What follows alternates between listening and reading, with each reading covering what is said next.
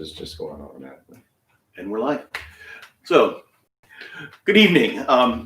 This is Lodi in the World, where I sit down with local leaders and individuals of influence in the Lodi Valley and talk a little bit about how their business impacts the valley itself and how it relates to the world around us. Tonight, I've got Alan Treinen, who along with his wife runs the Treinen Farm and the corn maze, which has been rated one of the top 10 in the country. Yes, the United States.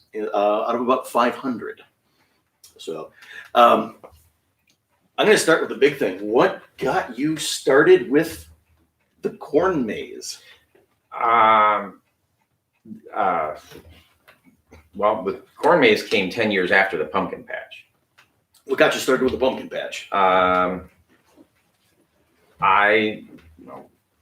years prior to that, I bought draft horses. I bought a team of horses. I thought it'd be fun. Somehow I convinced my dad to let me buy a riding horse when I was a teenager. And I liked horses. Our neighbors across the fence, a couple of bachelor brothers, they farmed with horses until they quit farming. It was in the 70s. And I just always thought it was neat. And I talking to somebody who was going to buy a team of Clydesdales or whatever, and I thought, oh, God, that'd be fun. I've always liked horses, whatever. I ended up buying a team of Belgium draft horses. And mostly starting to give rides. I gave rides down the Crystal Lake Campground down there on weekends. And a few years after that, I was reading a farm publication, and it had talked about a guy that's interviewing this guy that in Iowa, he had a pumpkin patch, and he used his antique tractors to haul school kids out. And I thought, I could do that. So I planted a half acre of pumpkins, and it took off from there. I kind of every year added more pumpkins, so every year the business continued to grow, the pumpkin patch. In 2000, Highway 60, where I live, was reconstructed, complete reconstruction. It was supposed to be done by October 1st. It wasn't. So the road was closed. I had signs trying to direct people out. But so as one year, we didn't improve over the previous year in that. And so my wife and I started talking about, what could we do, and I guess people ask, well, how'd you decide to put in the corn maze? And I said, well, to put it bluntly, every business's goal is to get as much money out of your customer when they walk through your door as you can. Mm-hmm. And so, with that, how can we get more money out of the people that come to the pumpkin patch and put in a corn maze? The first one in the state was in 98 in Janesville area. And so this was 2000, and our first maze went in 2001. And Angie was thinking, well, gee, what if we don't make money at it? And I said, we can't hardly lose. I mean, we've already got a customer base and parking area infrastructure somewhat. And I said, we get half the people that go to the pumpkin patch go through the corn maze, we'll make money at it. That didn't happen. There's, 15% will do both. It's parents of small children do the pumpkin patch, teenagers and adults that do the corn maze. They're two different. Okay. Two different demographics. Yeah. And but we had some great publicity on our first year, and it took off, and we got people started coming to the corn maze, and it did well for us. And so I guess that's kind of how we ended up in the corn maze. And you've expanded a lot since then. You've been adding a lot of features. Yeah. So now you talked about there was a pumpkin catapult. Now I remember correct? Pumpkin slingshot. Slingshot. Sorry. Do I remember correctly that at the beginning it was throwing apples? No. Oh. Must have been somebody else. No, I remember seeing apples floating out there. I don't know if they just fell off a tree or that could be. So okay. Well, we have all kinds of different gourds, different chicken gourds or whatever, and it's not just little pumpkins, but the slingshot, yes. we get people coming out to the pumpkin patch or whatever, and you know, I first started, they'd come get a pumpkin and leave or whatever. And our farm is a more traditional looking farm, you know, the wooden building, the big barn and all that. Now that's been in your family for three generations? Yeah, I'm the third generation. Next year in 21, it'll be in my family 100 years. So, but people coming out and looking around and I guess I think it's probably more after we started the corn maze, we started having more play areas for kids, or not necessarily even play areas. I mean, people would want to have a picnic, have a lunch or whatever. And so they started doing that. So we ended up just putting some simple playthings, a sand pile and a tire obstacle course, and different stuff like that. And we belong to NAFTMA, North American Farmers Direct Marketing Association. And we go to a conference or convention in the winter, and they would have a bus tour where you could go to these different farms and look at things like that. I thought about doing something like a slingshot, you know, and I said, where do I put it? You know, I don't want somebody to walk in front of it, you know. And we went to this place and they're shooting them out over their pond. And I'm like, duh. You know, and they float, you know, so you go shoot them out there, you go pick them up and reuse them.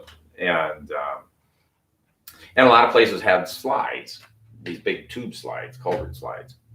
And, you know, we had bought one and we put it in a building or whatever for kids to slide down. So eventually we ended up doing more of that. One of the probably the biggest, it is absolutely the biggest, single biggest expenditure that we ever made to improve our facility was the tunnel under the highway. When I saw that, I was surprised that you were allowed to do that. I was too. You know, everybody asks, how'd you get that? It's a dumb luck. We had our parking was between the pond and the highway. And it was narrow and long. And when we first started, we got real busy and cars were backing up on the highway. And I went up, started with the county. I didn't know where to go, but you have to ask the state for a driveway permit. Yeah. And wanted a second driveway to have an entrance and exit to ease congestion. Nope, can't have it. And, you know, all the safety rules and everything, I get it. And so in 2008, it was Monday after our busiest weekend, a DOT truck pulls in and the guy gets out. You Alan Treinen? I said, yep. So I'm with the DOT. A couple of coworkers were out over the weekend. They said getting in and out of here was a hassle. It's the accident waiting to happen. You had cars backed on the highway. We got to talk. Said, all right. And the long and the short of it, he wanted me to put a second driveway in to have an entrance and exit to ease congestion. Great. Asked for it 8 years ago. When can I start? Well, gee, here's my card. Just go online, print these out, fill them out, mail them to me. It's done deal. I said, I'll probably do it in the spring. Here's my card. Call me if you need some help. And I called him up, said, would you come and help me place these driveways? Yeah, I'll do that. And he comes in, he's in the driveway, and I'm leaning on his truck talking to him. I don't remember exactly what I said, but his response was, I want to do whatever's going to work best for you.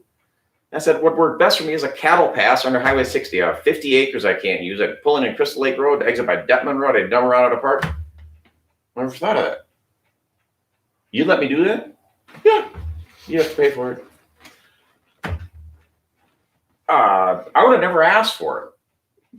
I would have never asked for it. And so that put it in motion and got the permit and hired a contractor and everything and talked to them and they were going to do it in a day. You know, they brought out equipment and just shut down one lane and, you know, had flag guys out there and move the traffic over and put half the culvert in to the center line and then shifted the tractor. Oh, and before they come, they said, you know, do you have a place to go with the dirt that we excavate out of there? And yeah, you know, all these places have these slides, you know, so we'll just put it all behind the barn, a big pile of dirt, and we'll make slides off. That'll be a play area. Yeah. So perfect. You know, we didn't have to truck it away or anything. And put a sign out there. Next year's attraction, big pile of dirt. And actually, my son Thomas, he'd have been how old would he have been? He'd have been 8, 10, somewhere in there.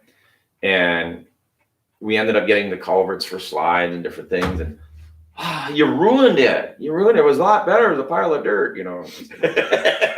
So, but so yeah, and then so that was a big thing for part of the play areas, and that improved our business. I mean, because our parking was getting stretched out so long and narrow, and people would come and they said, "Oh, we saw how busy you were, how far we had to walk. We kept driving." And now it's just compact and square and you know, we get people coming in. Boy, that was neat. We're walking through that tunnel. That was worth the admission. Really? All right.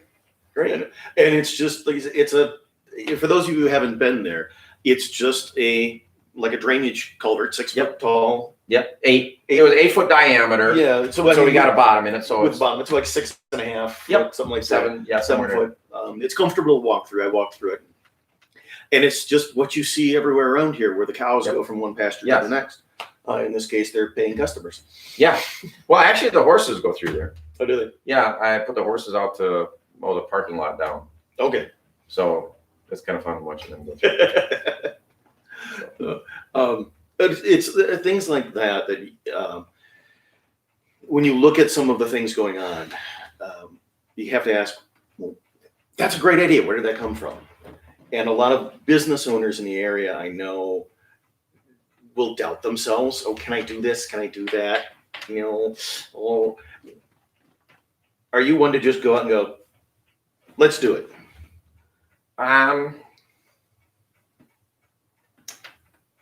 You know, does anybody really have an original idea? You know, I mean, there are some, but you know, most of the improvements you make, you know, you're kind of taking something from another place a little bit or something, I guess. You know what, when Angie's, you know, so, well, what if we don't make money on the corn maze? And I was like, you know, we can't hardly lose. We're going to put corn in. We're going to take a little out. And everybody said, well, what percentage do you lose? And we have a 5 foot trail and on a 10 foot hedgerow. So the absolute most I could possibly take out is 33%. So really, we only take 10% of the corn out. Okay. It's all the, you know, I mean, we harvest it at the end of the year. And it's, yeah, you got to try different things. I mean, my neighbor Scott, you know, he'll come down and we both do that. You know, you think about idea. He come up with an idea. I said, I was thinking about this and this and doing this. And so shoot it full of holes, you know, and that's kind of what you do is you know, you come up with an idea or what do you think, you know, this, that, the other. And you know, either it might work or otherwise it's, yeah, no, somebody will get killed doing that. And I never thought about that. Yeah, they'll run out in front of this, that, whatever. So, yeah, it's trial and error and well, with the horses, I mean, we had pumpkins across the highway for a while, and we would take the horses and wagon across the highway. And I asked the underwriter for our insurance, family friend. I was talking to him one time, and he said, well, if you got some questions, call me. And I said, well, how would you just come out some weekend on a busy day and walk around? Yeah, I'll do that. So we did. It was probably the busiest day of the year, and walked around, looked around, and just sat. We spent a couple hours there. And the only suggestion he had was to stop crossing the highway with the horses. And it was a suggestion. It wasn't a demand or anything. And so, yeah, and it was a good idea. And so we moved the pumpkin patch east of the pond, and I cut a bit of a trail in, and it's actually a much more scenic route and definitely safer. You know, I started you know, it was one team of horses, one wagon, and some of my family, and we're bringing the horses right through the crowd of people or whatever. And I got 18 acres of pumpkins. 3 wagons are pulled with horses, and we're going whatever, and we've got the horse. You don't want to take the horses through the big crowds. Yeah. You know, you never know what's going to happen. And so it's eliminated all of that aspect. So it's definitely made it safer. So you've been growing significantly since that first maze, both in the stuff that you're doing and the size of land that you're using. Yeah. And the number of people coming in.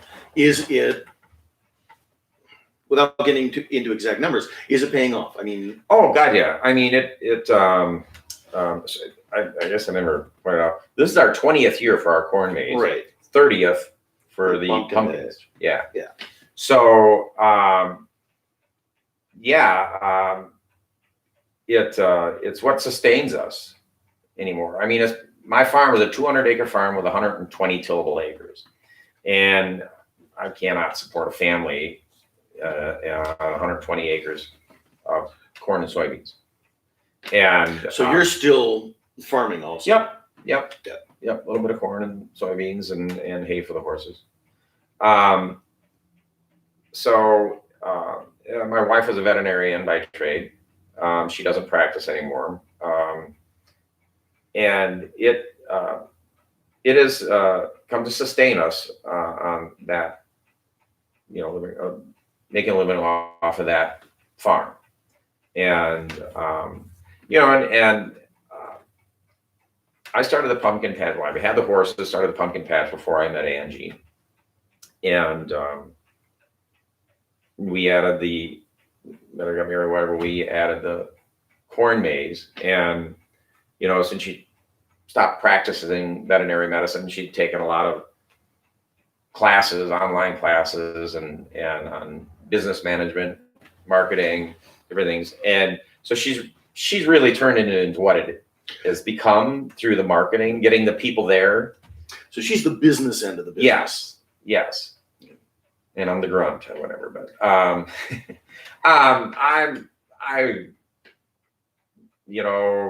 I was younger, whatever, starting out farming, I worked as a carpenter for a lot of years. And so I build a lot of the things that go on and maintain and fix and take care of all that. I built all the wagons that we used to shuttle people, and That's impressive. And I've improved them. I got them to where I like them. And so yeah, I mean, I can do that aspect of it, but if you don't have the people there, you don't have the business. So I mean, she's brought the people there. So you work well together. Yeah, I guess so. I know. Still married. That's what I was going to say. I know there are people that go into business with spouses or family members, and it just becomes, I see you at work, I see you at home. It's even worse for you because your home is your work. Yeah. And that can cause stress. Right. I've always been impressed with different families that farm together, and you had siblings or whatever growing up. You don't always get along with your siblings, and there was a lot of us, and so I'm always impressed with families, the different farms that work together. The siblings work together. It's we all mature, hopefully, eventually, and you get along better. But I have a cousin or whatever that comes out and helps, and I kind of tease whatever, and he had a gardening, landscaping business, whatever, and we help each other a while. And yeah, I don't know if I could work with you full time. We work well together, and my best friend, and but he's too much like a brother, we'd argue too quick.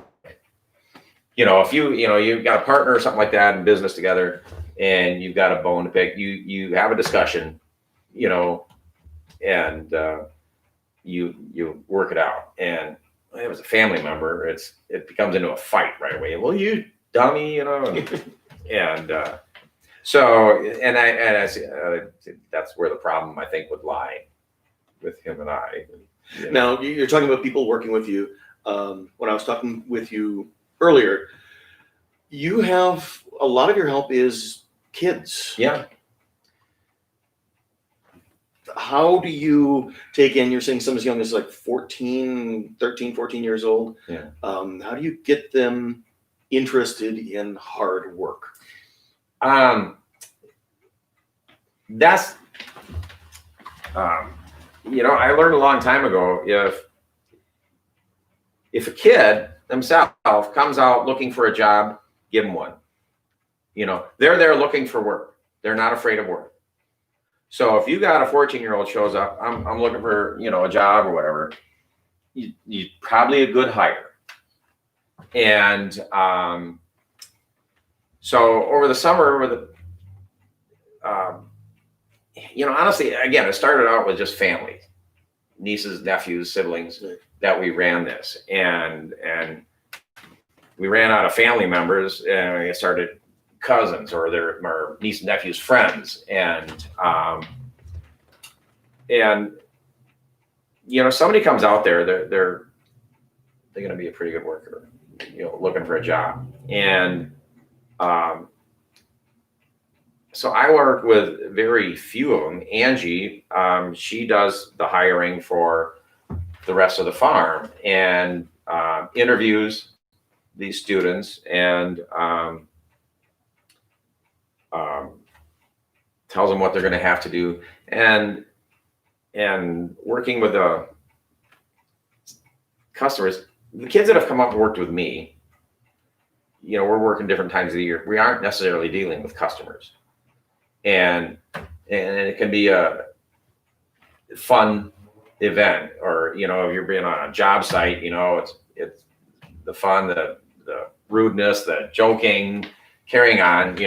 It's not a professional environment, and because we're dealing with plants and animals, all right, and the corn maze aspect of it with a customer service.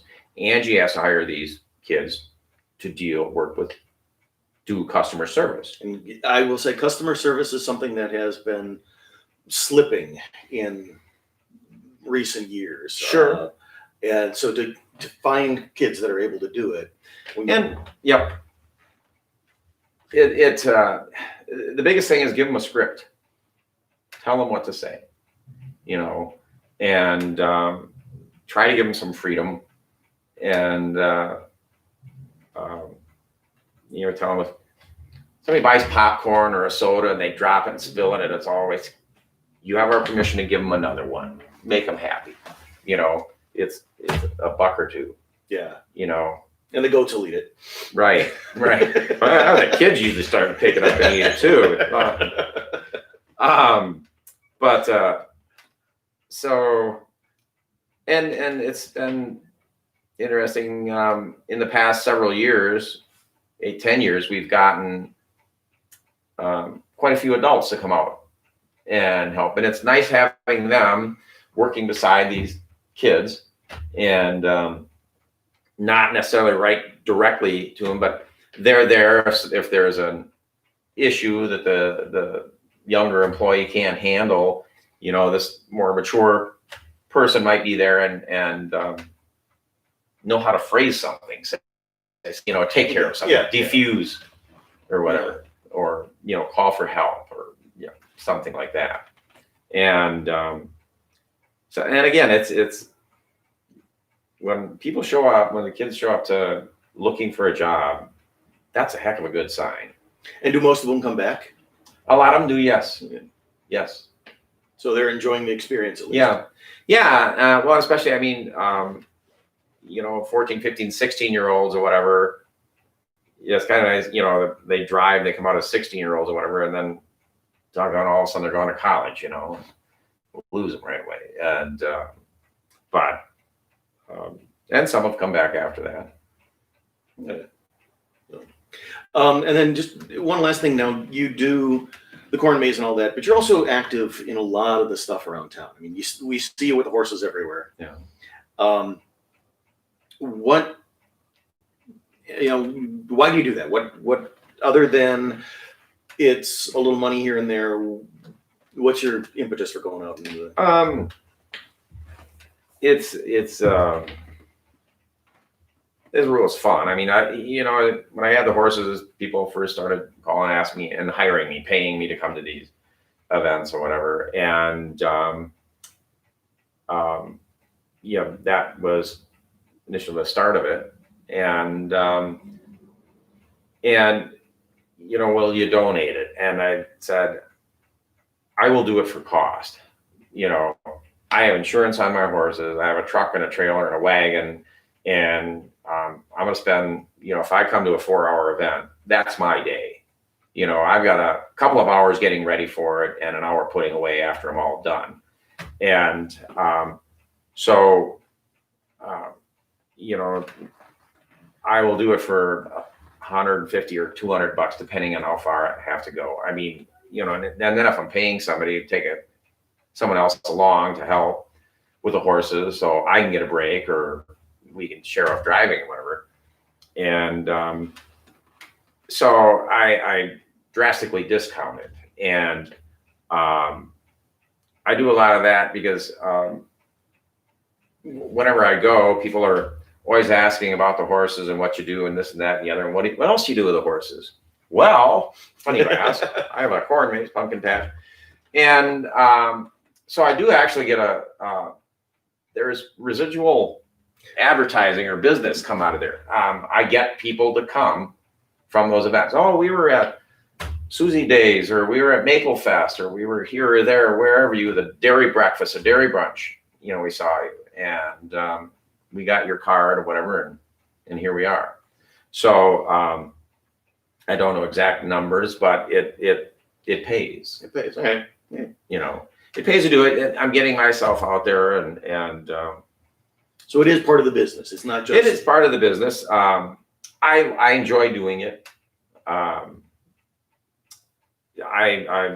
don't know how many years I've given rides at the fair, the Lodi Fair, and I don't charge the Lodi Fair. I give rides Saturday and Sunday, and talk with people, and it's promoting agriculture, and it's close, but the Lodi Fair, I do get a lot of picnic tables from them. In the fall season, they have all the picnic tables. They lend me picnic tables. Yeah. So there's a trade-off. And that's one thing about the area. A lot of the businesses here are very helpful to each other. Yeah. A lot of the organizations are very helpful to each other. And I think that's an important part of a small town. When you get out into the big cities, you don't get a lot of that. You don't get that kind of, no, that's mine, you can't have it. Right. Yeah, I guess it's interesting. You look years ago when all the businesses were owned by people in town and ran by people in town, the fire and ambulance services were never in need of help, because it's the owner was here, and as him employee, if you're the owner, I'm the owner, and the other one, all of a sudden there's a fire whistle, you should go help, and it because it's your neighbor, it's your friend, if it's I'm going to pick on Quick Trip, I guess their own outside a town or whatever, and it's a big company, and you're streamlining, you're doing things with a lot less employees all the time, and I get it. It's hard to let somebody out the door like that, and I guess we as consumers are expecting more all the time, or get more impatient or whatever. But I think there was actually a heck of a lot of that. I mean, when the fire whistle went, and you're a business owner in town, it's probably one of your customers. Yeah. Probably. You know, And I remember that the fire whistle, when we actually had the whistle, yeah, and the fire whistle would go off, and you'd see people jump up from their desks or jump up from behind counters and go, "Gotta go!" And, Yeah. and the customers will all go, get out of Yeah. the way, go. yeah, You know, yeah. It's it's our people, it's our businesses, our Yeah. community. That's a nice thing about a small town. Yeah. So, I've had people out to my place or whatever when if ambulance goes by, it's likely going to the hospital. If a fire truck goes by, I go out to the end of the driveway and see or whatever, you know, and what, you're chasing a fire truck? How old are you? I said, I'm a mile from the end of the district. The fire truck comes this far, it's going to my neighbors, yeah. you know. And yeah, I look. And there's a lot of, you know, I'm third generation on that farm. And several years ago, I was in the hospital with a bowel obstruction. And at the beginning of our season, nothing got missed. You know, neighbors showed up and helped, you know, and Teddy Roosevelt, I believe it was, it said, when your neighbor's farm is burning, you don't haggle over the price of the bucket. right. Sure. It's, you get Right. out there and you toss it in. Yep. All right. So the corn maze is now open, Yes. Wednesday through Sunday, 9 a.m. to 10 p.m. Correct. And how long do you stay open until? We let the last admissions at 8 p.m. Okay. As of this time. Okay. Last You admission got is 8 p.m. Yeah. But there's yeah, by still time. that time to go through. Yes. Yes. How long during the season? When's the season end? Typically, the season would end the second weekend of November. That's when we have always ended our season. All right. So it's a different year. Might keep it up longer. I don't know. Now there are some extra details that they've done. You can read about it on the Chronicle. There's an article explaining some of the things they've done this year. So thank you all for watching live or later. Thank you, Alan, for being here. Thank you. You can press that little dot right there, subscribe, and there'll be a little square over here that will allow you to see some of the other stuff in the series. All right. Thank you very much.